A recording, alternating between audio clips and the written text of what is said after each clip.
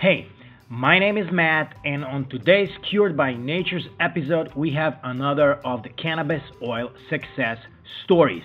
If you've ever wanted to hear what cannabis and cannabis oil can do for a human body, this interview will blow your mind. Peggy Kennedy from Ontario, Canada, had a horrible car accident.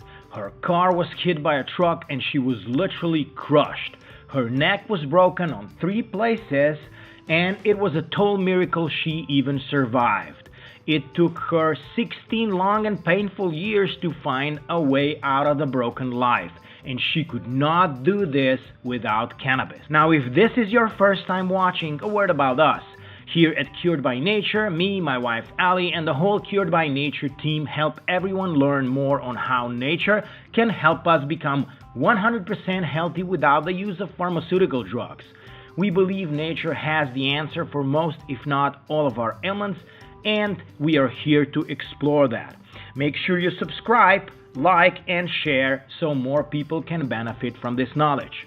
Now let's go to the interview. So Jack Kungle suggested that you're one of those cannabis oil success stories, and I was very much interested in hearing your story. I was run over by a tractor trailer.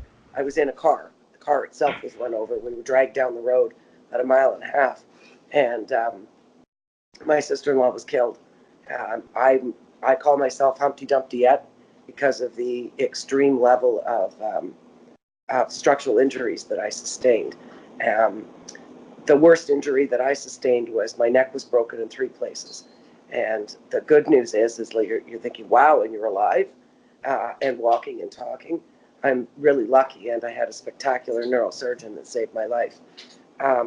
As a result of that, though, I spent the next 15 years not only having like multiple surgeries, and I was on 380 milligrams of morphine and various equivalents. I have a ton of allergies, which we didn't know, of course, until all of a sudden I got run over by a truck and needed a whole whack of pharmaceuticals I'd never taken before. So anyway, by my accident was in 1999. By 2009, the doctors were starting to find tumors throughout my body in various different places. They started popping up. And I had heard that cannabis could help me, but although people made that comment, I had no idea what to do, and none of the people that made the comment knew what to do. I tried smoking it, which, I do smoke it, and that didn't work for me.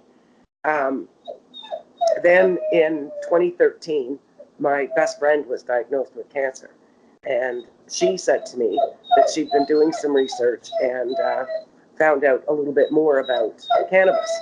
And she said to me, I really think that this could help you. So I started doing more research, and more than that, I got really vocal. I took a hit to the head at the end of 2013, which caused me to have a stroke.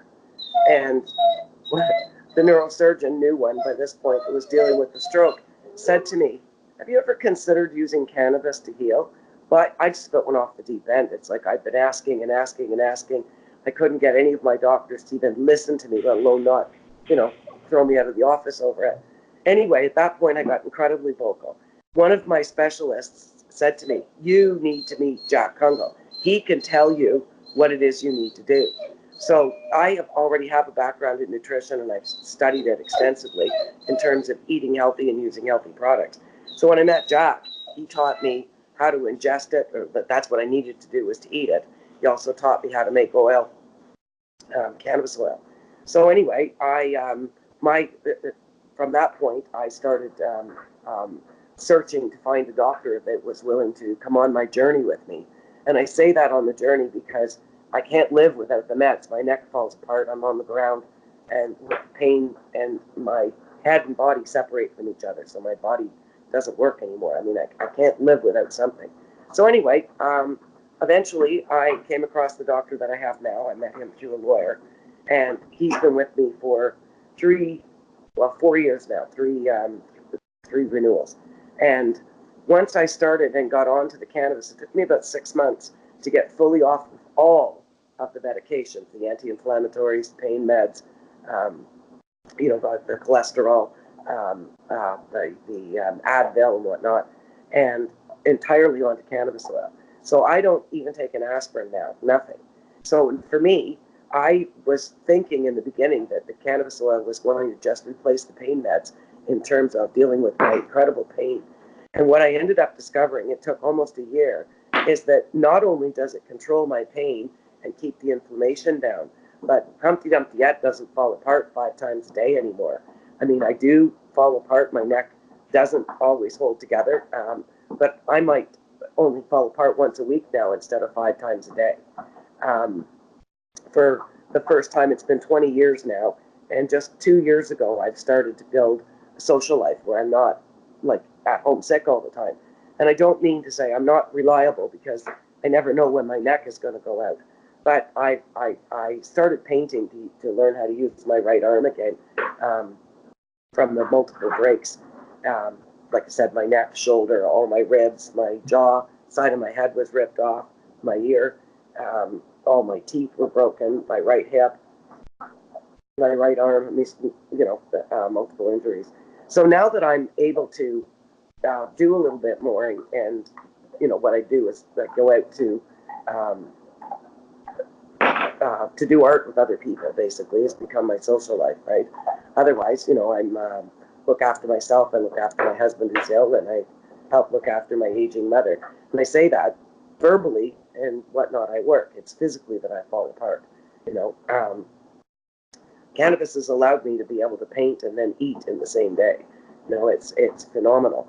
And then when we move on to the tumors, the first 2 the surgeons removed. They took a 12-inch circular style tumor out of my bowel, and they took a tumor out of my bladder.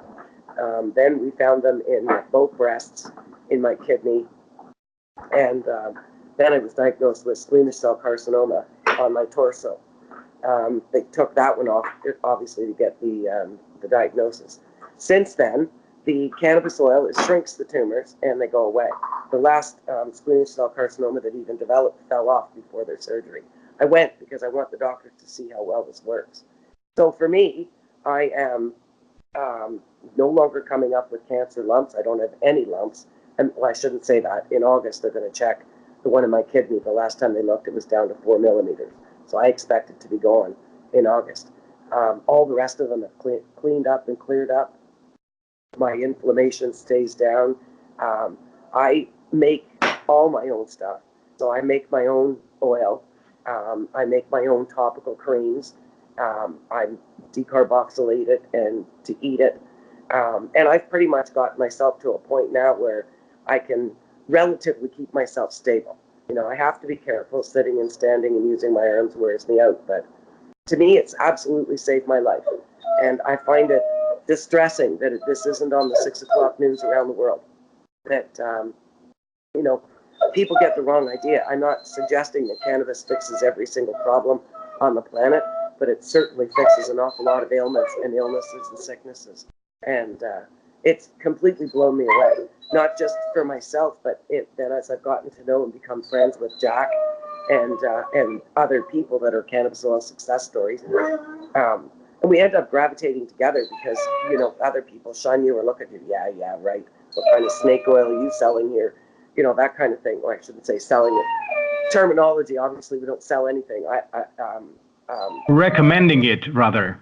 Well, right? Yes, that's what I mean. It's just sort of your story. Like, hey, guys, listen up. This works. I know. That with MS, that as far as I'm concerned, should be on the cover of Time magazine. I have a hard time with the fact that it's so hidden from the world when there's so many people suffering in so many ways.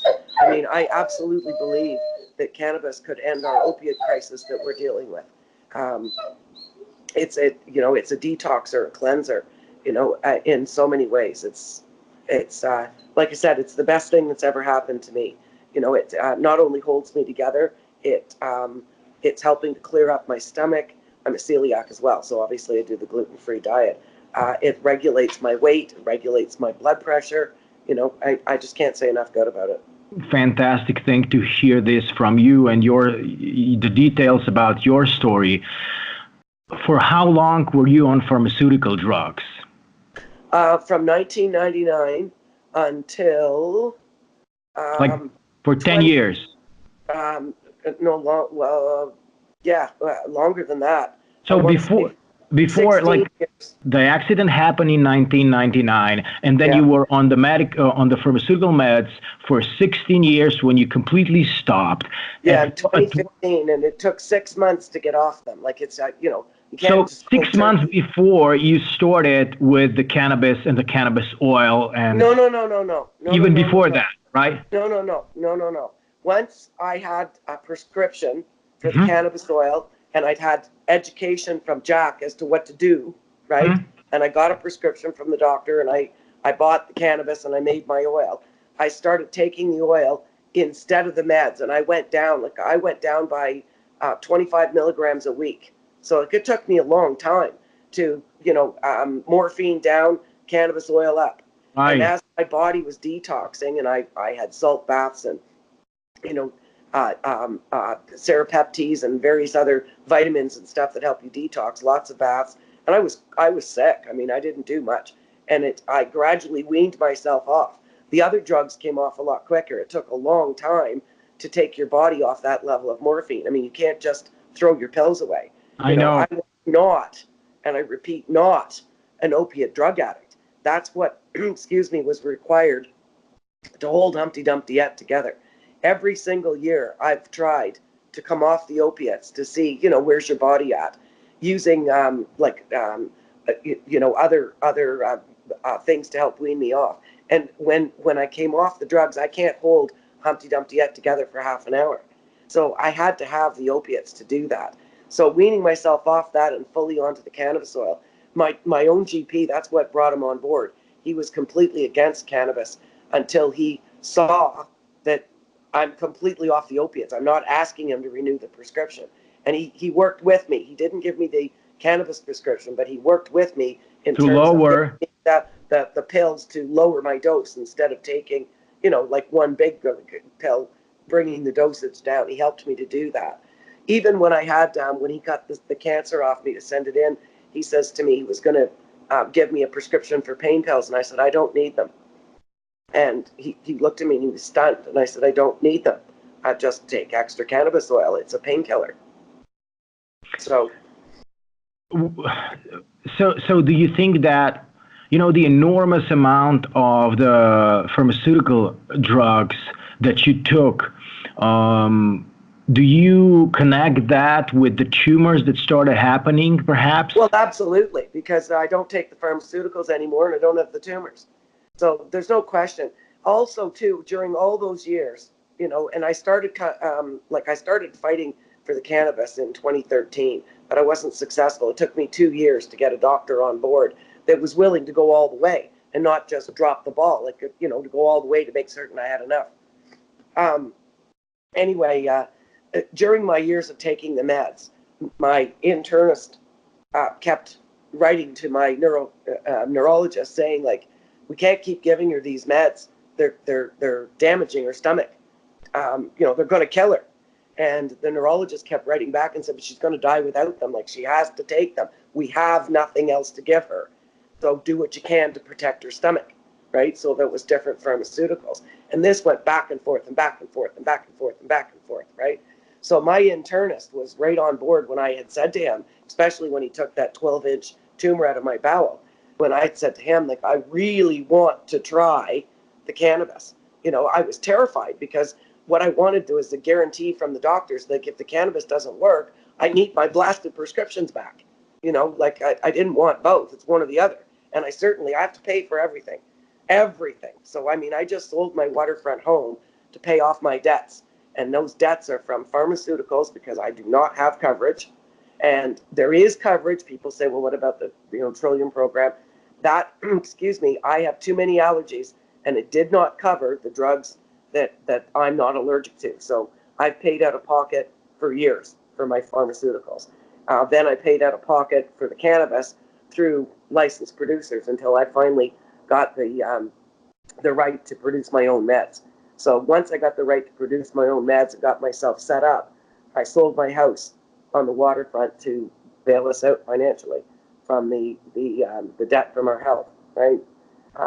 And now I don't look back. I'm set up, and the cost of keeping it going is the work in the gardening. It's not huge financially, right? Right. Right. What a journey. What a journey. Well, exactly. And now I'm finally getting a life because, for most of that, I was fighting to stay alive for what? To have my neck fall apart 5 days a week, to be verbally able to help command my husband, who's ill as well. Together, like he said, we make a team. He has a catastrophic brain injury. So he uses his arms and does the physical stuff on my general verbal direction. Now that sounds easier said than done, and it is, because he's an alpha male. So taking verbal direction all the time from your wife doesn't always go copacetically, if you know what I mean. I do. You said your neck falls apart. You used to fall apart 5 days a week, and now it only happens about once a week. Tell me, how does that even look like? I just want to communicate. That's easy enough to explain. When I said 5 times a day, what happens is I have a titanium rod that holds the right side of my neck together. The rod runs from C1 to C7. My brakes that were in 3 places, at 3-4, at 4-5, and at 5-6. So that holds that together. Once using my arms, sitting and standing, starts the swelling, and it starts in my shoulder. It starts with like this lump because this is all ripped apart. That starts to swell, and then my neck at the back starts to swell, and the back of my head starts to swell, and pain starts. Well, then, obviously, as soon as the pain starts, I want ice. I need more meds. Sometimes I'll take the cannabis oil with coffee, with the caffeine, and that helps to kickstart it faster. And I need to lay down either with ice or with heat. If I don't get that right away, I can have a complete disconnect, which means my head loses communication with my lower body. And that's actually what's happening, is what the neurosurgeon explained to me. And that's what brings on the pain. The brain is panicking because it's losing communications with the rest of the body. When that happens full blown, like I can't move, I'm laying down, I can't, because communication's lost. So brain can't tell the hand to move, right? Right. And it used to be ice, meds like Advil, other opiates, and NSAIDs to try and bring the pain down. Ice and heat, ice and heat, ice and heat. And when the pain gets really bad, everything lets go. So I'll start throwing up, my bowels let go, right? So now I can't move, but my bowels are letting go, I'm throwing up, and the only thing that functions is my head, although the pain is horrific in there. So that was, like you said, that was my life for 15 years, and which is why the neurologist said she has no life without these meds. You just got to protect her stomach, right? And anyway, with the cannabis, that, like, I didn't expect it to fix that. I just expected it was going to replace the opiates, right? And but anyway, what started happening, and it not obviously right away, it took time, but it's like, believe me, you notice all of a sudden I've got a whole day and my neck hasn't gone out, and so that's what started first, is that gradually my neck wasn't going out, and then gradually, of course, I'm pushing myself further and further, because I've already spent from the age of 39, right, with the hurry up and weight gain, because for everything, like needing food, in the beginning, helping to get dressed. I mean, it was everything. I studied painting to help myself be able to feed myself, to get the fork to my mouth without dropping the food all over the place, and worked from there. So now, I not that I can do an awful lot, but I have so much more independence. Like I said, I can paint. Now I can't, and I've tried this, I can't paint for like 4 hours. And when I say that, stopping and chit-chatting, walking, getting around, I can't do that and then come home and try and make a dinner. That will knock my neck out. But I can still go and enjoy painting and know that I've made something and I've got leftovers to heat up and I'm going to be good for today. And I would not have been able to do that before. My entire life just revolved around making sure that we were clean, safe, and had some food prepared, right? Right.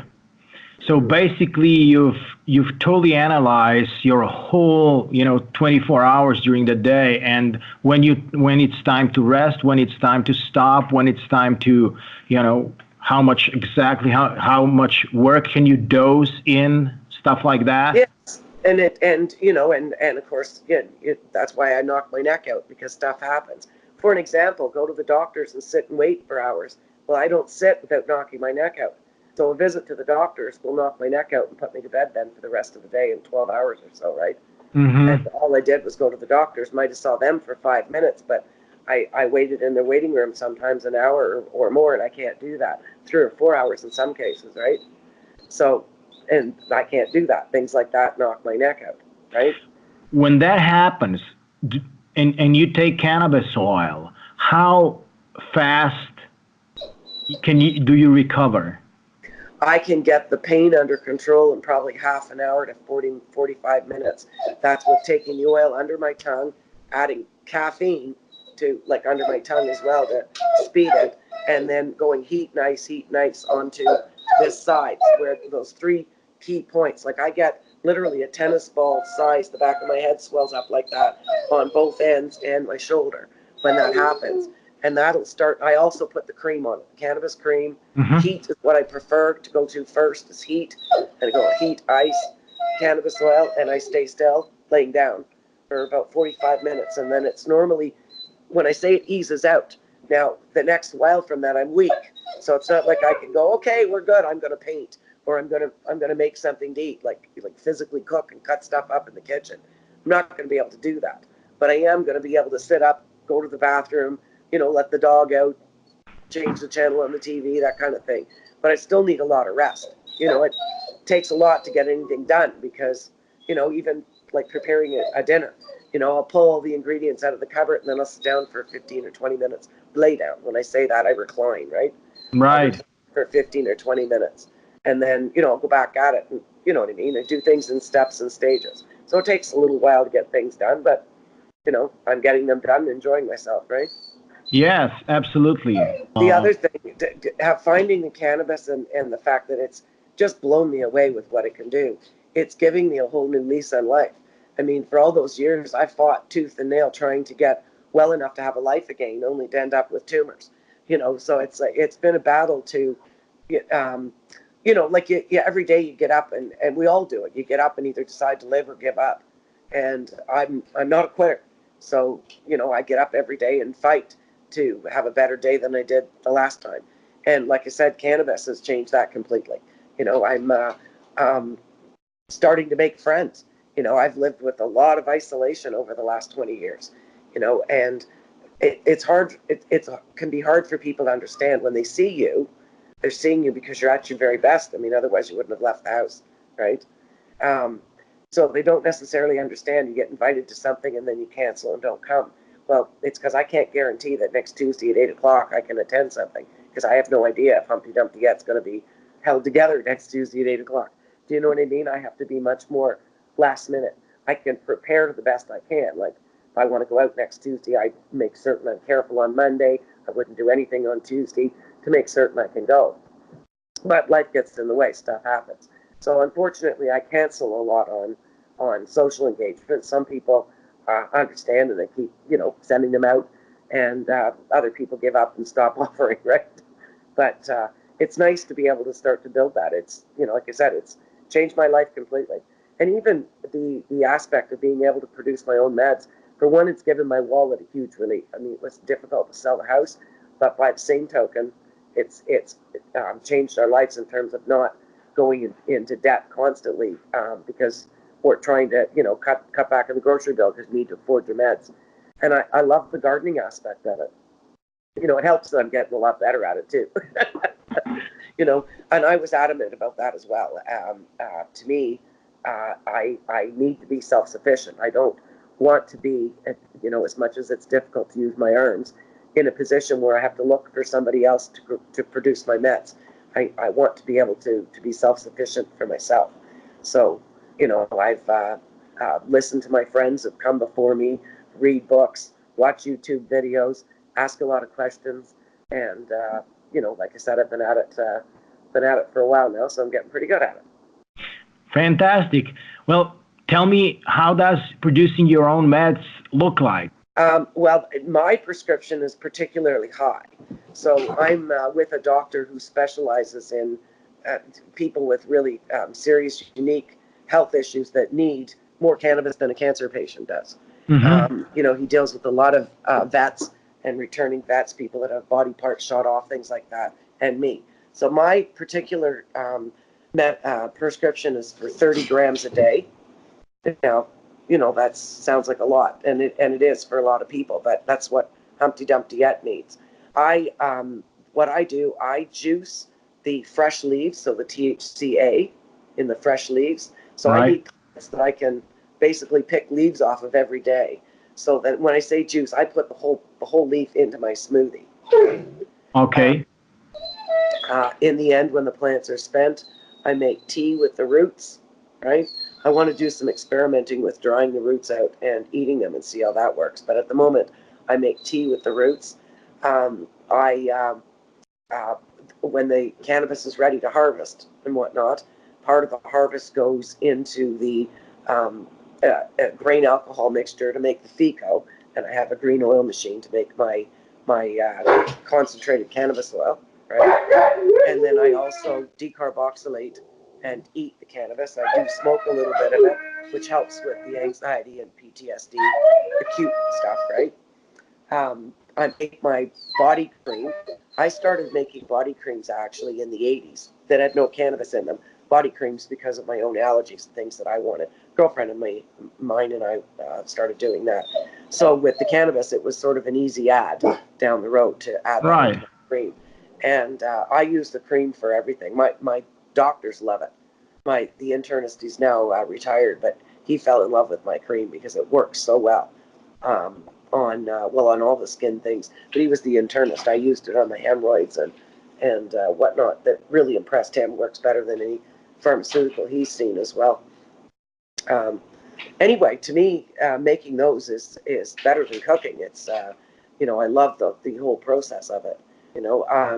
I have to again set it up to work for me. I'm better an hour after I'm up in the morning, so I orchestrate things so that those first few hours in the morning is when I tend to stuff, when I'm at my best, right? Tell me, the cannabis that you use is obviously the cannabis that's rich with THC. Have you experimented nowadays that CBD cannabis and CBD oils, as in terms of cannabis oil, is becoming more and more popular? Obviously, because it doesn't get you high. Have you It's the whole experimented? plant. I have experimented with as many strains as I've been able to get. Now, I say that because, let's face it, there's lots of strains out there I'd love to try, but I have no idea how to get them. It's not always that easy. I have done high CBD strains, yes, and I've done 1-to-1 ratio strains, and I've done the high THC strains. For me, the high THC is what I need because I'm dealing with pain. Now, I can also tell you, because I live it, when you're dealing with pain, you're not getting high. There's no way that I get high. I don't get high at all, but you have to take more than what your pain requires. Well, I can't keep up from that. I mean, my license is for 150 plants. Now, I built a building in my backyard to use for my indoor grow. Uh, of course, yes. There's just to try to keep it going and to keep up because like you make mistakes, sometimes the cannabis gets sick or whatever, you've got to deal with things like that. It to keep up. I don't get high. I'm not even sure how much I would need, but I can tell you that what I take in my day, my 30 grams, I'm not high. It's my own GP came on board because as he said to me, he says, I never would have believed that you could have this level of cannabis in your body. And he says, and I have no qualms about you walking out the door and driving your car because you're not the slightest bit impaired. It's dealing with my pain. The people who have to put up with being high, seriously put up with being high, are people who are battling cancer. And I say that because they need enough of the drug in them in order to battle the cancer. And you need THC to kill cancer. You're going to get high because most times people living with cancer aren't suffering pain or not enough pain that they're taking more than what would be needed to deal with their pain. Mm-hmm. So they have Okay. to get themselves used to build up their tolerance start slow, but build a tolerance up to deal with that. Now, quite honestly, if you're dealing with an aggressive cancer, better to be stoned and falling asleep on the couch than to die, Yeah. and you will build that tolerance. Most other issues and problems, like I said, especially if pain is involved, it's taking the pain away first. If you're getting high over and above that, then you could cut your dosage back because you didn't need that much to deal with your pain. And I say that I've been at this a long time, and I know what I'm talking about. It's Yeah. No, I love your explanation. I have osteoporosis, and my bones have been bad for a long time. And the last time when I had my bone density, the woman that was doing the test stopped me, and she says, "What are you doing that's made such an incredible difference to your bones?" And I mean, they've been watching my bones for 20 years. And that's what I said. Well, it's 5 years of cannabis consumption, right? And, she was impressed. The doctors and whatnot, they're all impressed with how strong my bones are becoming. And that's what I said to them. Well, that's because of the juicing and eating the cannabis in the THCA format.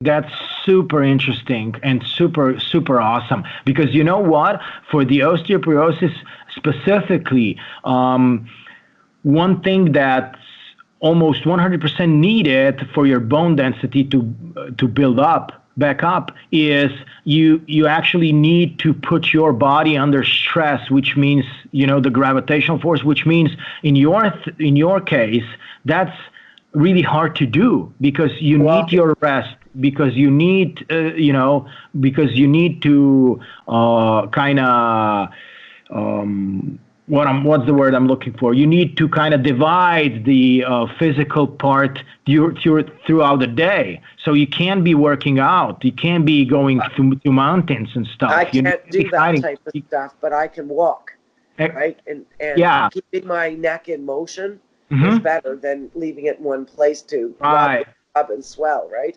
And right. I've been a walker all my life, so I've continued to be a walker.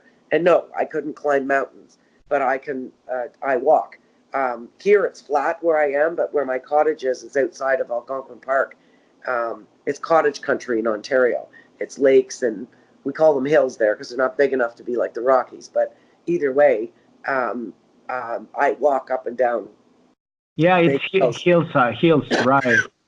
Okay, yeah. Awesome. Okay, so I get it. So the cannabis built you up so you could walk again, and that walking also contributed to your bone density. Cool. Yes, together. But even before I had the cannabis, I walked even on the opiates. I've walked all my life.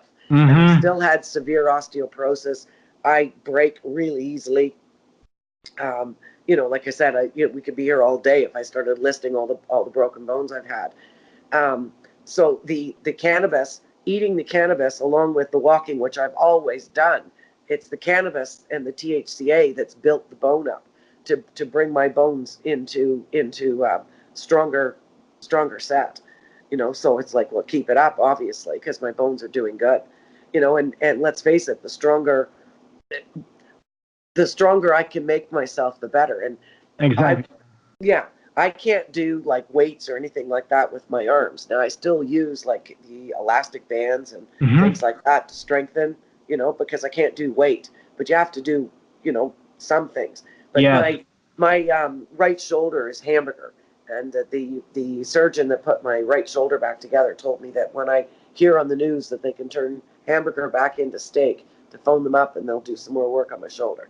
So, it falls apart because I'm using it despite the fact that there's all kinds of muscles and tendons that aren't connected and they're just kind of in a lump, right? Right. And I've done well with that through painting. That's given me the coordination that I can, because I was right-handed. So although I do a lot now with my left hand, I still, wanted some use with the right hand. Well, obviously you wanna have a use of both hands if you can. Yeah, exactly. Yeah. Exactly. Yeah. Well, Peggy, this has been a very educational and awesome story, super inspirational, and this is sure gonna inspire people that I guess most of the people are gonna have smaller health issues than in your case. You know what? Suffering is suffering, and if anybody that's hurting and crying because they're in pain can learn that cannabis can take their pain away, that to me is spectacular. And I say that to other people. You don't underestimate. There's no such thing as, well, you're worse than me. Sick is sick. Suffering is suffering. Emotional trauma is emotional trauma. And we have to address it. And the other thing, too, if learning what I've done through the pain can help anybody, whether it's not go down the road of opiates, whether it's to get off of them, whether it's to deal with their pain, or to understand with tumors, anything that can help other people. There's suffering everywhere. If I've learned anything from the accident, I've learned that you don't have to look far to see that people are suffering. It's everywhere. Of course. Well, it's part of life. Yes. Cannabis is huge, but just like you said, it's not an all fix all thing. There's other stuff that can help as well, and there's natural stuff that help that we don't know. Just the same way that people are not aware of the cannabis.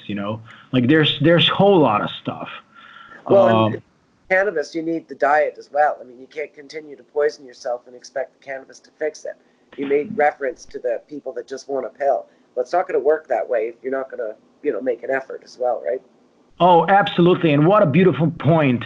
That's one thing that people also, we need to understand, everybody, that you need to eat healthy and you need to live healthy, and you need to you need to move your body, and you need to just use this beautiful machine that designed by God or nature, whatever. But it's such a spectacular piece of a machine that it's ridiculous that we're putting not optimum fuel into this body. You know what I mean?